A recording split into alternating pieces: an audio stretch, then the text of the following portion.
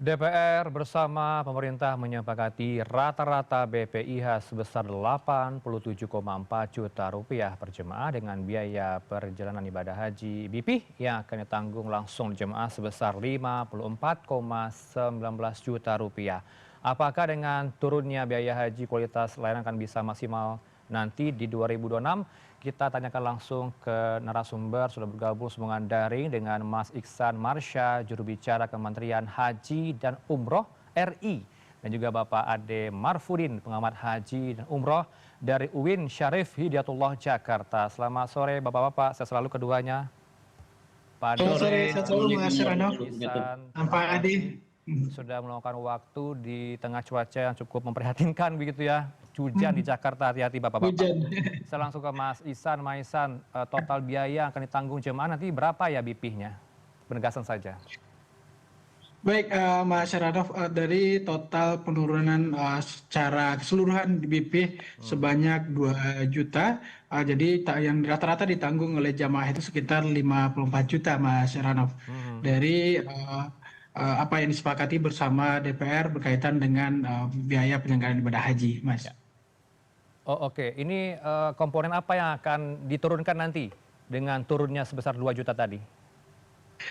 Ini kaitan dengan penurunan biaya haji tahun 1447 Hijriah ini, Mas Heranov, perlu kami sampaikan, tentu berangkat dari hasil efisiensi menyeluruh pada berbagai komponen pembiayaan, terutama negosiasi ulang antara Kementerian Haji dan Umroh dengan penyedia layanan di Arab Saudi, dan juga bagaimana kita disepakati bersama DPR dan juga komitmen pemerintah bersama DPR, sehingga komponen ini bisa kita renegosiasi dan juga melihat komponen-komponen yang bisa kita tekan berkaitan dengan biaya penerbangan dan juga komponen-komponen lainnya yang bisa kita tekan. Di dalam negeri ada kaitan dengan manasik, juga beberapa akomodasi di Tanah Suci, Mas Herano. Artinya standar pesawat ini diturunkan juga tidak? Prinsipnya tidak ada penurunan kualitas dari layanan, Mas Serano, Oke. apakah itu pesawat, makanan, bahkan di konsumsi pun ada efisiensi berkaitan dengan komponen pembiayaan, namun ada peningkatan justru, dan inilah kita ingin hadirkan sebagaimana spirit yang ingin disampaikan terus-menerus oleh Bapak Presiden, harga lebih terjangkau bagi jamaah, namun kualitas layanan lebih baik. Seperti itu, Mas. Ini harapan besar kita dan terus kita coba ikhtiarkan. Tidak ada yang akan diubah begitu ya Mas ya, masa tinggal jemaah tetap 41 hari, kemudian mendapatkan 27 kali makan di Madinah, 84 kali di Mekah, 15 kali di Arafah begitu ya, Musdalifah dan Mina. Ini tidak akan berkurang, Mas. Betul, Mas. Betul, Mas. Tidak ada pengurangan layanan seperti itu, Mas. Termasuk pemonokan begitu ya, tidak akan jauh dari 4,5 km, Mas, dari Masjidil Haram. Betul, itu menjadi salah satu catatan yang untuk di Mekah 4,5 km jarak paling jauh, dan di Madinah di area Markaziyah 1 km di sekitar Madinah maksimal. Seperti itu, Mas. 1 kilo dari Masjid Nabawi begitu ya Mas ya. Pesawat juga digunakan wajib berusia maksimal 15 tahun dan memenuhi standar keamanan internasional begitu ya. Dipastikan Mas 15 tahun usianya. Betul, Mas Serano. Karena belajar dari kasus sebelumnya ini banyak pesawat, kalau kita lihat ya di beberapa perkembangan di 2025 ada pesawat yang terbakar Mas. Amit-amit juga terjadi di 2026, nih bagaimana kemudian pengawasannya?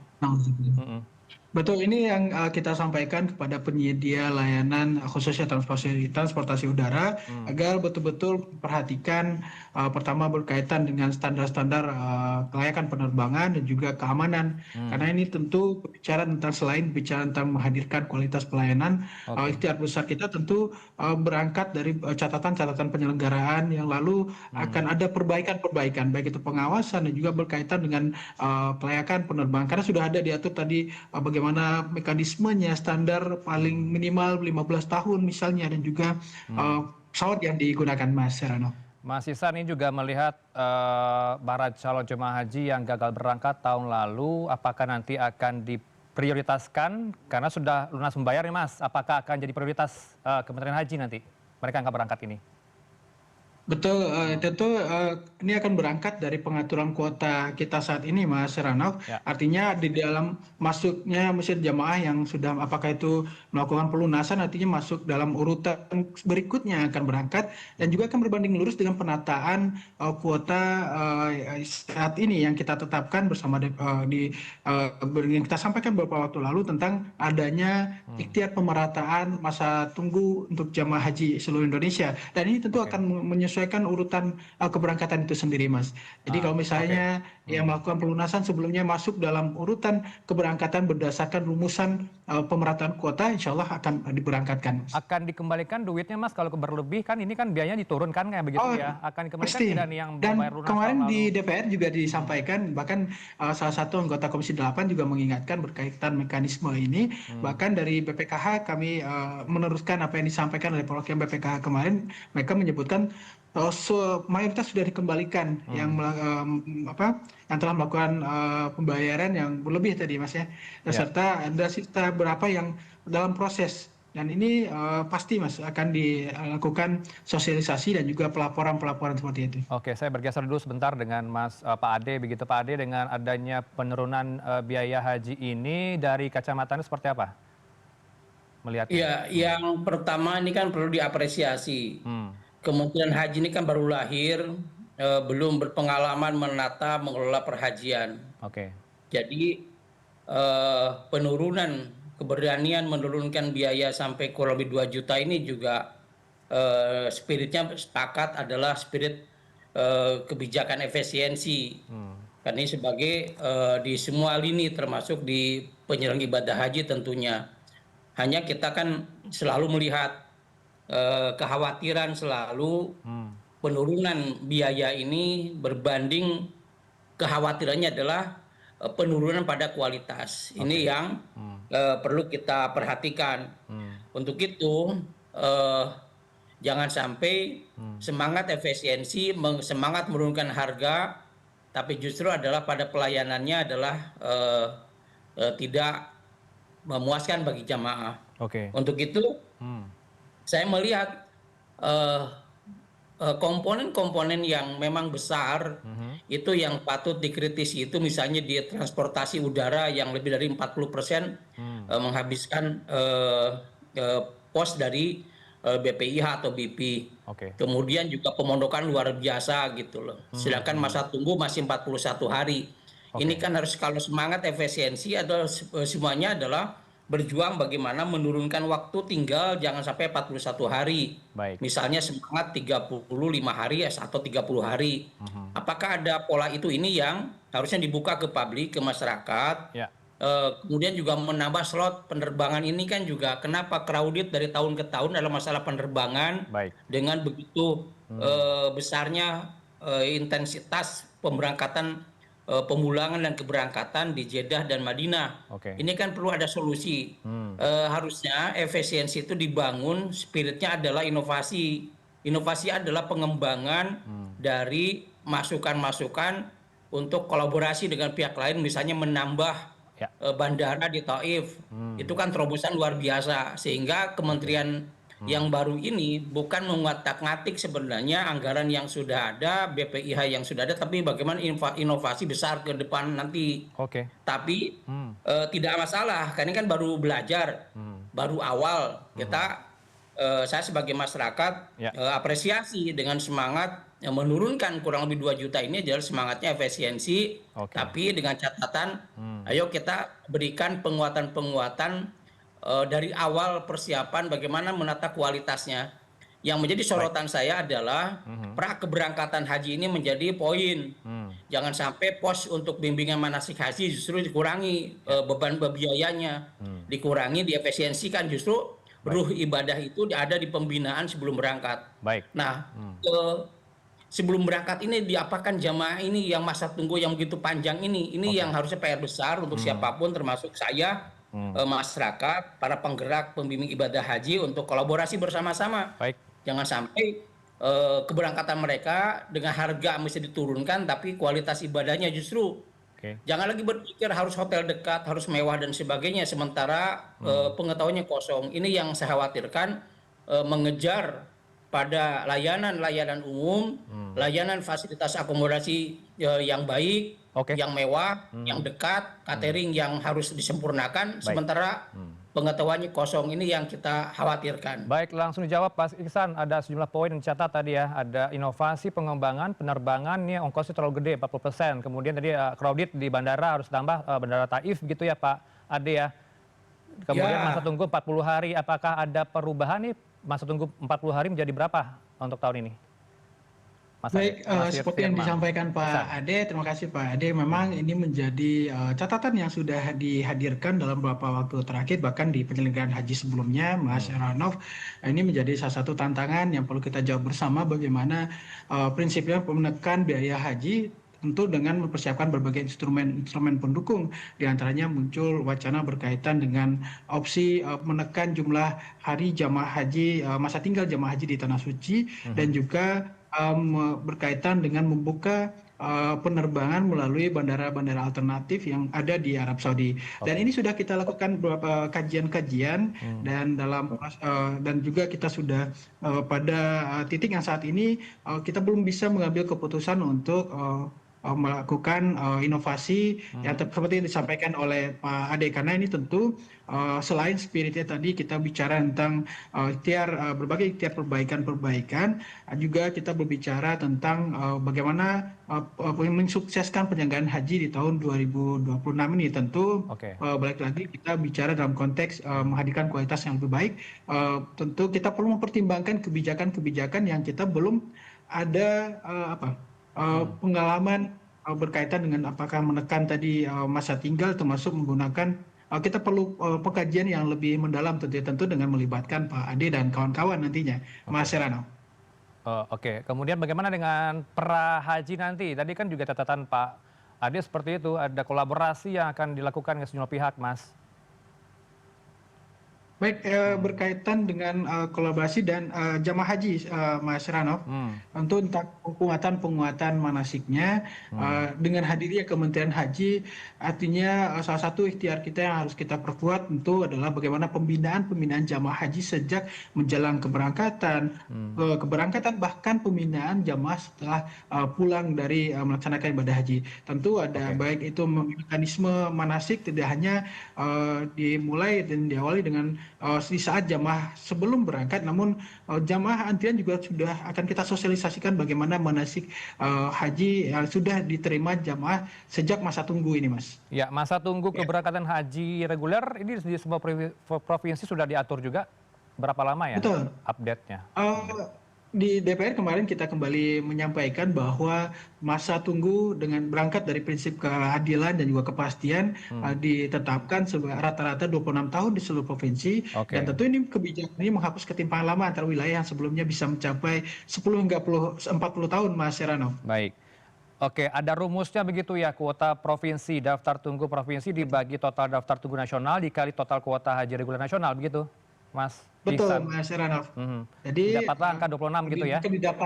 Betul, makanya didapat hasil rata 26 tahun masa tunggu seluruh provinsi, Mas. Ada 15 provinsi yang paling banyak mendapatkan kuota begitu ya, saya catat juga dari Kementerian Haji. Yang paling banyak tuh Jawa Timur begitu ya, Mas ya? Kuotanya paling gede, 42.403. Dan kurang lebih 10 provinsi yang mendapat penambahan kuota dan 20 provinsi yang mendapatkan pengurangan kuota. Dan lagi-lagi tentu berbicara tentang pemerataan kuota ini berangkat dari berdasarkan daftar tunggu jamaah yang mendaftar untuk pelaksanaan ibadah haji. Karena ini menjadi catatan dari penyelenggaraan sebelumnya, tidak merujuk berkaitan dengan waktu ini. Terima kasih, Mas. Oke, Mas. Ini, Mas, pendaftarannya kapan ya yang 26 tahun? Apakah mendaftar baru tahun ini, kemudian dapat antrian 26 tahun menunggunya, atau memang mereka mendaftar tahun-tahun sebelumnya dapat korting juga 26 tahun? Betul Mas, kalau yang mendaftar tahun ini tentu akan langsung mendapat masa tunggu 26 tahun. Dan Oke. kalau yang sudah mendaftar sebelumnya Hmm. akan mengikuti tadi apakah di Provinsi Jawa Timur otomatis Ah, masa tunggunya akan berkurang. baik. Kalau berada di Jawa Barat mungkin yang terindikasi ada pengurangan kuota tentu akan bertambah Mas untuk masa tunggunya. Ini catatan dalam proses pemerataan masa tunggu ini Mas. Ya, ini permisalan begitu ya, usia saya 20 tahun, kemudian nanti saya mendaftar nih Mas hari ini, 26 tahun kemudian akan mendapatkan keberangkatan haji gitu ya di usia 46 tahun gitu ya, sederhananya. Betul Mas. Nah, bagi Betul Mas. mereka yang sudah mendaftar tahun lalu, kemudian mengantri 40 tahun juga atau tidak ya?